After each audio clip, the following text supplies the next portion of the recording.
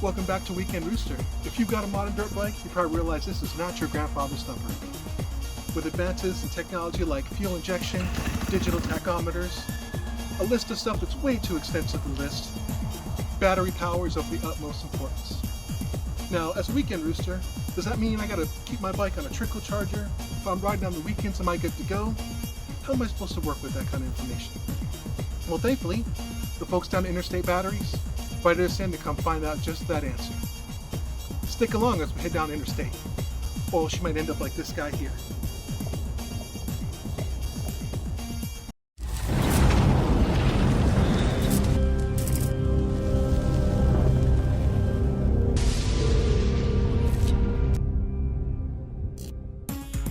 Founded in 1952, John Searcy started selling batteries out of the back of his pickup.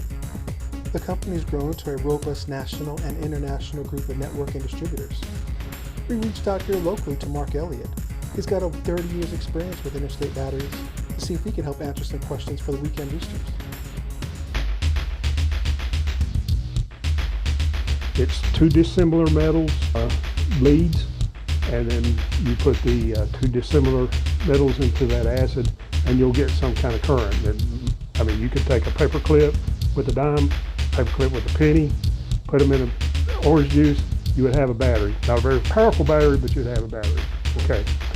So with that said, what a motorcycle battery, car battery, commercial truck battery, they have what they call a flooded cell, which is a SOI, flooded cell battery. Okay, that means that there's fluid inside the battery. Okay, 65% of that fluid in that battery is water, 35% of it's sulfuric acid. You have two dissimilar metals. You have lead positive plate and a lead oxide negative plate. And there's usually a separator in between them, and then you have to have room for the fluid or the electrolyte to flow in between those two plates. The other kind of battery is an AGM battery. Essentially the same thing, except that the separator is a hybrid fiberglass mat with the acid absorbed. Okay, it's called an absorbed glass mat. Okay, so you have your positive plate, you have your negative plate, and you have that mat in between with your acid absorbed, and there's no water in that battery. Okay, so how does that work?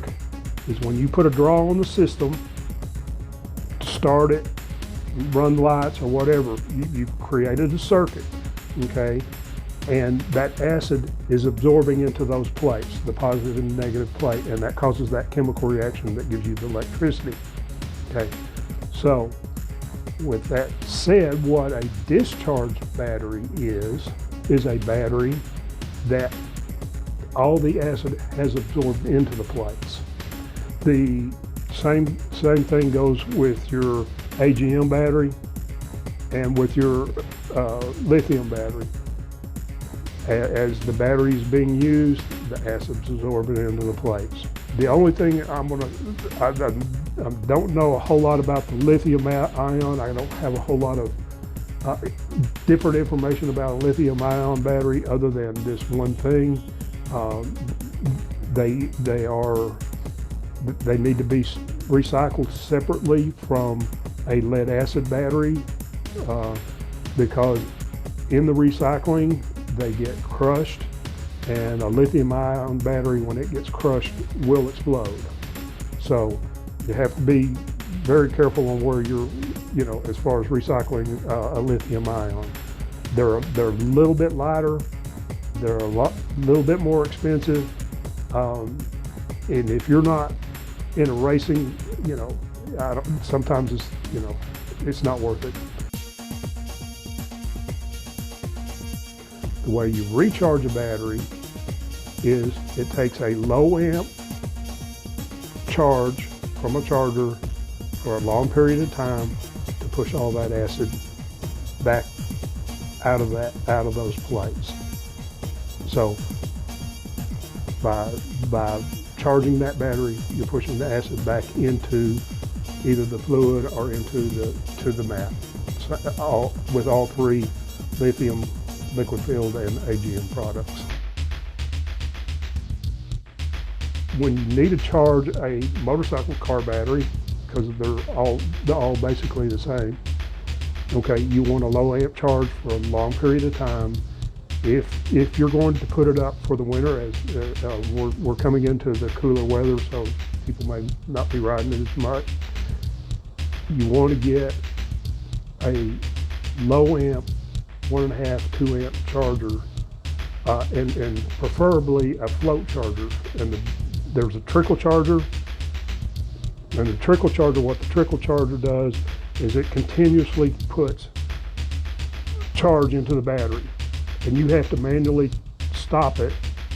If you don't, then the battery will overheat, it will evaporate the fluid out of the battery, and then the battery won't be any good. So a float charger, for example, a battery tender, okay, is a low 1.5 amp charger, and it's designed to, when that battery's fully charged, to shut off and just sit there, and it'll monitor the voltage. If the voltage drops down to a certain level, then it'll start up and charge again. So that is the preferred way. Battery tender, since we're talking about motorcycle batteries, they have a cable that you can, with eyelets, that when you put the battery in, you can go ahead and hook up a pigtail onto that battery, and when you get ready to ride, it has a pull part. You ride, when you get back, you just plug it back in, keep that battery charged. The batteries will last 3 to 5 years if you do that. Okay, riding on the weekends would not do that. But if you put it up for, what we see a lot in this business is somebody will ride it during the warm and put it up for 6 or 8 months and not ride it. And then when they go out there, the battery's dead, it's sulfated, the battery's no good, they have to buy a new battery. That we see a lot of people that have to buy a new battery every year because they don't charge it up. Those battery tenders are $39, $49. They'll save you lots of money in the long run. And one of the things is that when a battery sits, because you've got 2 plates that are very close together, one of them's positive charged, one is negative charged, as they're sitting there, their ions they're trying to equalize. So you have ions that are moving from one plate from the negative to the positive, positive to the negative, and they're trying to equalize themselves while they're sitting there. So in about a 4 to 6 month period, if that battery hasn't been charged, then that battery is going to be dead because it's going to self-discharge. It's the nature of the battery. Now, what happens after that is once the battery's discharged and is sitting there in a discharged state, then it starts growing crystals on the plates. That's called a sulfate. It's sulfating at that point. And so it's like taking a plastic bag and covering up the plate. Your power comes from the amount of surface area that you have on the plate and the acid that can be absorbed in whatever period of time that you have a draw on that system. It is very important to get those nuts and bolts tightened. I have seen actually burn up the wiring in a motorcycle because they're loose, they arc, and they will short out and cause a short that may burn up your wires. The other thing that it's really hard on a motorcycle battery, a lot easier on a car battery, but the fluid levels in the battery is very important too. You never add battery acid to a battery, just water. And on most flooded motorcycle batteries, there is a line that tells you where that fluid level needs to be. Okay, if you see it below that, then on motorcycle batteries, the best thing to do is just get one of those fake syringes or whatever, and just add tap water. Fine. Just add tap water, but get it back up to those lines. That keeps that battery cool, and it helps it when it's charging. That's really hard because batteries can be good 1 minute and not the next, and especially if you're out riding rough terrain, those plates are vibrating inside there, and they can break loose, and you could start 1 minute, go riding across some rough terrain, one of those plates break loose, it shorts out, and the battery not work. So again, AGM is better for that because they are compressed and they are solid inside there, where your liquid filled batteries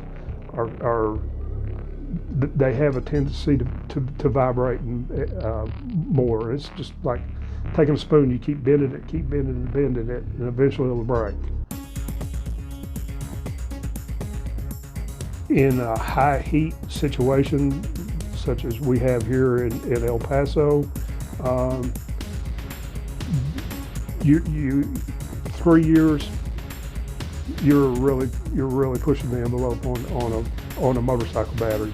On a car battery, you can get probably 3 to 5 years, but I would say after about 3 years, you might want to replace it before it goes out on you, so you don't get stuck somewhere. The other thing I would suggest is the best manufacturer is Yuasa US, if you can get one of those, okay, in my experience. And also the date codes, when you're buying it, look for A being January, B being February, C, D, E, F, G, H, I, J, K, L being December. Sometimes I use them for December. That will tell you the month, and then look for the number after that. So if it's a J1, that's an October of 2021 right now. That would tell you that's a fresh battery. So that you're buying, especially when you're buying an AGM, absorbed glass matte battery, because they come fully charged from the factory. And if they've been sitting in a warehouse for 6 months, then you're going to get a discharged battery, and it may even be sulfated at the point, sulfated by the time you buy it. So look for that date code. That's really important. Hey, I'd like to thank Mark down at Interstate Batteries for sharing a wealth of knowledge, a fantastic interview, keeping the Weekend Roosters on the trail, utmost importance. And if you like what we're doing here, we'll see you back here next time.